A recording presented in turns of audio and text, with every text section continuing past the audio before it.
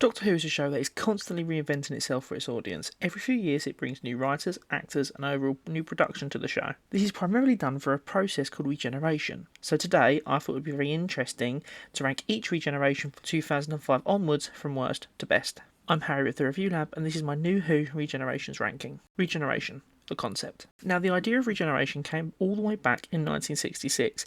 This is when the First Doctor, as played by William Hartnell, became a bit too sick to continue playing the role. Now, despite his protests and pleas, on July 29th, 1966, he came to an agreement with the producers to leave the role after one more serial as part of Season 4. Then a younger actor would then take on the role of the Doctor. Due to the Doctor already being an alien, script editor Jerry Davis suggested that his character could die and become a new body, a renewal, if you will. This renewal could then take place regularly whenever they wanted to reinvent the show or if the main actor stepped down. Thus, Regeneration was born in Doctor Who. This concept was developed over time within the show, and it wasn't until the Third Doctor's regeneration in Planet of the Spiders that the term regeneration was first used. He is a Time Lord. I will give the process a little push and the cells will regenerate. He will become a new man. In the scene, the change is referred to as a biological process, stating that the cells regenerate. As years go on and various regenerations happen, the show makes it clear that although this is the same person, there could be a slight personality change, as well as some side effects once the regeneration has taken place. For example, with the 10th Doctor being comatose in the Christmas Invasion. So now we have caught up with the concept of regeneration and its development, let's go through the rankings. Number 7. The War Doctor. The Day of the Doctor. Now we start with number 7, The War Doctor. Back in 2013, everyone was extremely excited and gearing up for the show's 50th anniversary and its related special, The Day of the Doctor. Now portrayed by the late, great, wonderful John Hurt, the War Doctor was a version of the Time Lord that existed during the Time War in The Day of the Doctor. In The Day of the Doctor, the War Doctor is trying to stop the Time War by using a super weapon known as the Moment, and this is how he comes across his former selves. His former selves help to convince him to spare any further bloodshed and instead freeze the planet in a single moment in time. Sir! The Daleks know that something is happening. They're increasing their firepower.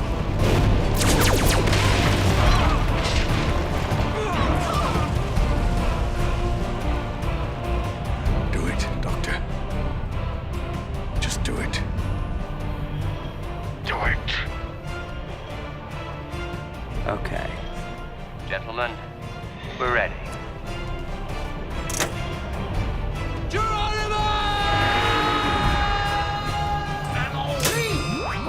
For God's sake, Gallifrey, stand!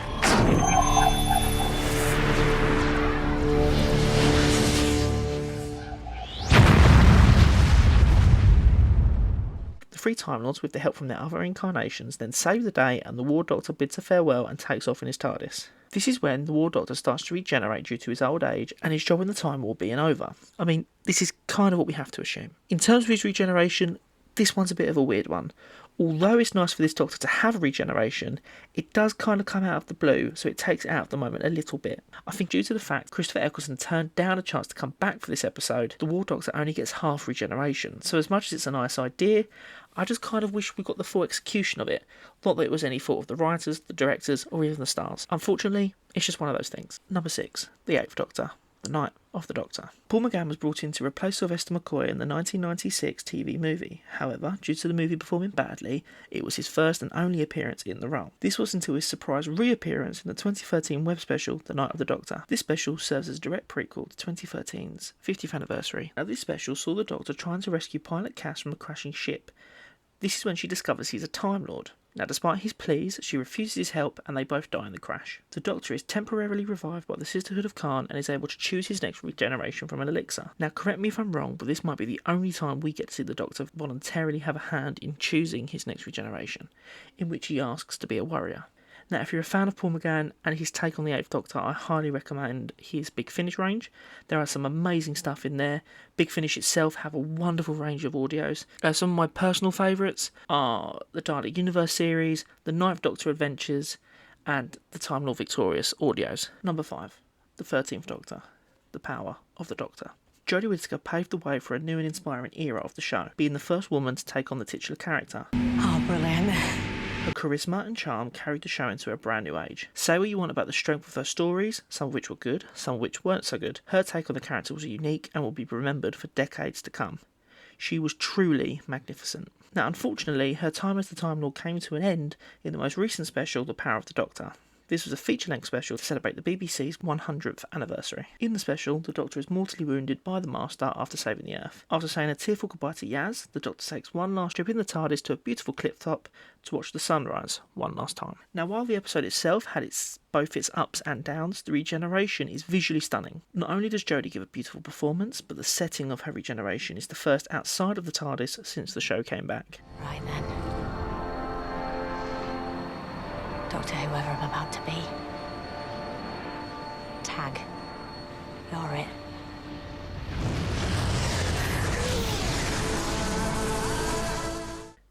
However, the biggest talking point of this regeneration is the fact that Jodie regenerates into David Tennant, not as the 10th Doctor, but as the 14th Doctor.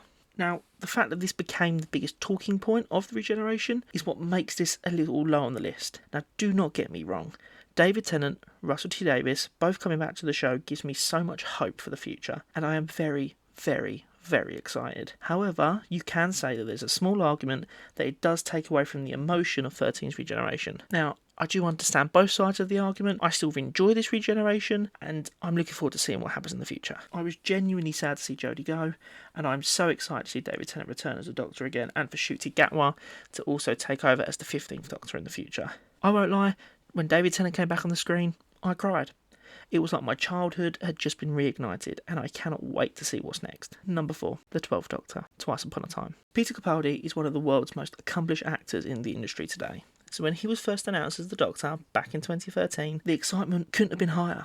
Then, in 2017, after much speculation that Peter was leaving alongside departing showrunner Stephen Moffat, he finally confirmed that he was going to be leaving as the Time Lord with that year's Christmas special, Twice Upon a Time. The Doctor's regeneration was linked both to the season 10 finale and that year's Christmas special, with the 12th Doctor being shot by Mondasian Cybermen. The Doctor wakes up alone in his TARDIS and vows not to regenerate. This is when he comes across his first incarnation, in this case being played by David Bradley, who is pondering his own regeneration himself. What follows is a story of the Doctors coming to terms with their lives, regenerations, and their possible deaths. After a lot of contemplation and watching the Christmas Armistice of 1914, they both decide to go forward with their regenerations. The Doctor then bids a farewell to Bill, Nardole, and even Clara, before departing with some words of wisdom to his successor. Now, this episode is a true testament not only to Capaldi's talent as an actor, but Stephen Moffat as a writer. Whilst the episode itself lacks big action set pieces or spectacle, the scenes surrounding his regeneration are extremely powerful, emotional, and heartfelt.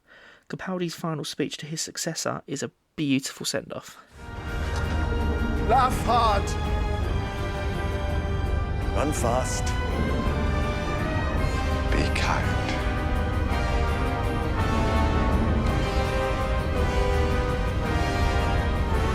Doctor, I let you go.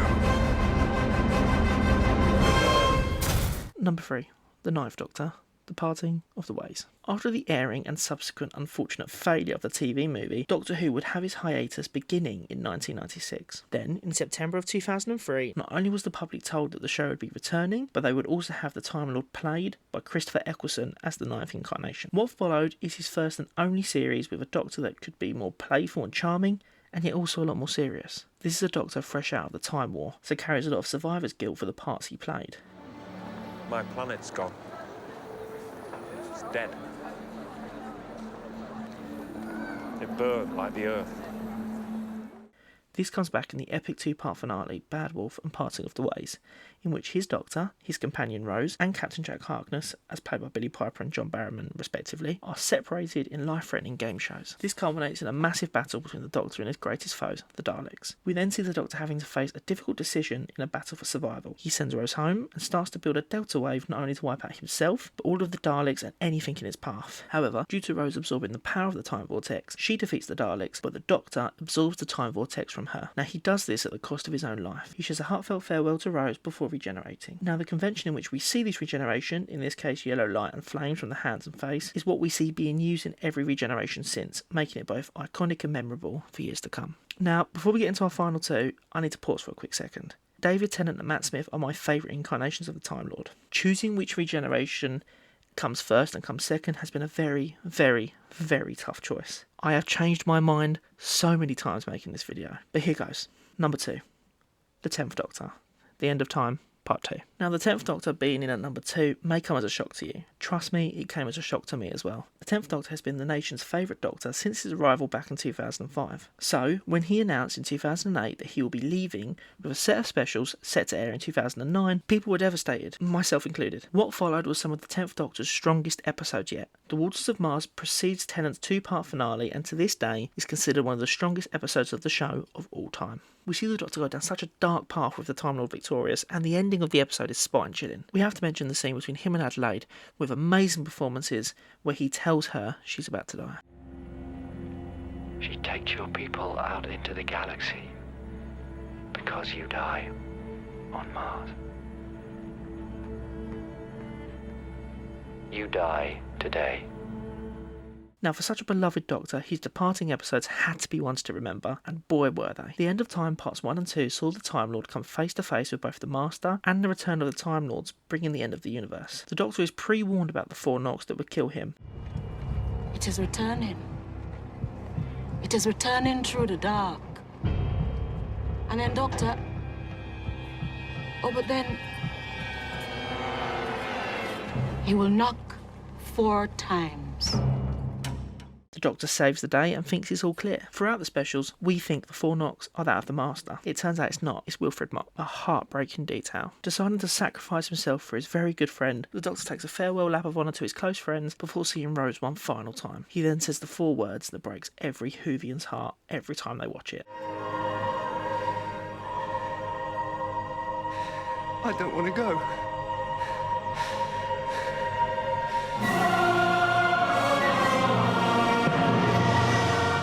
Then bursting into flames of his regeneration. Now, at the time, this was the last episode of David Tennant and Russell T Davies. However, we now know they are returning for this year's 60th anniversary specials. Again, I need to stress, this was very difficult to put in this second place, and it was very, very, very close to earning the top spot. The top spot nabbed it just for a couple more reasons. Number 1, the 11th Doctor. The time of the Doctor. That's right, up at number 1 is the 11th Doctor himself, Matt Smith, and his farewell as the Time Lord. Now, Matt Smith was the youngest actor at the time to be cast as the Doctor, and it definitely came with some criticisms when it was first announced. However, after his debut in the 11th hour, viewers knew they were in safe hands. We were given a Doctor that was joyful, playful, insightful, and more alien than we've ever experienced. By the time his final episode rolled around, viewers were gutted to see him leave. Considering the 11th Doctor was known for being impatient, the Time of the Doctor saw him drop all of this to defend a small town called Trenzalore. He comes across the Daleks as a very old man and realises this is the end. He says goodbye to Clara Oswald, as played by Jenna Coleman, and goes to face them one last time. However, Clara has other ideas. She pleads with the Time Lords to help him after his heroics in the 50th anniversary special. This then grants him a new regeneration cycle. The Doctor defeats the Daleks and starts his regeneration. What we then get is one of the show's most emotional and sensational speeches about change and remembering who you are. We all change. When you think about it, we're all different people, all through our lives. And that's okay, that's good, you've got to keep moving, so long as you remember all the people that you used to be. I will not forget one line of this. Not one day. I swear. I will always remember when the Doctor was me. This speech alone, alongside Matt and Jenna's performance, is why it gets the top spot for me. You see, as both the 10th and 11th Doctors were my favourites, it was the 11th Doctor that got me through some of the hardest points of my life. His episodes carried me through so many rough patches, so his farewell for me signified the ending of that tough chapter in my life. So you could say that the top spot for me is a personal one.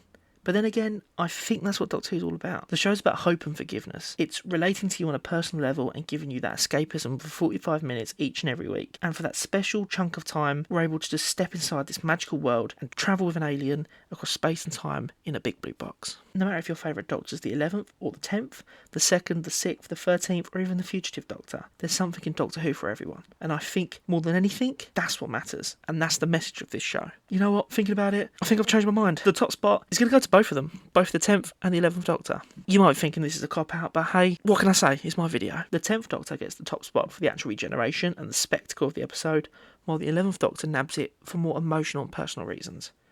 They both share the top spot equally. Now, what do you think of these choices? Do you agree? Do you disagree? Let me know in the comments below. I'd love to hear your thoughts. Now, please don't forget to like and subscribe. I want to thank you so much for tuning into this first video on this channel. It has taken me a long time to create this. I really hope you enjoyed it. There's going to be a lot more, not just from me, but some of my good friends. But until then, you can check us out at the Review Lab on all elements of social media. We are on Instagram, Twitter, Facebook, TikTok.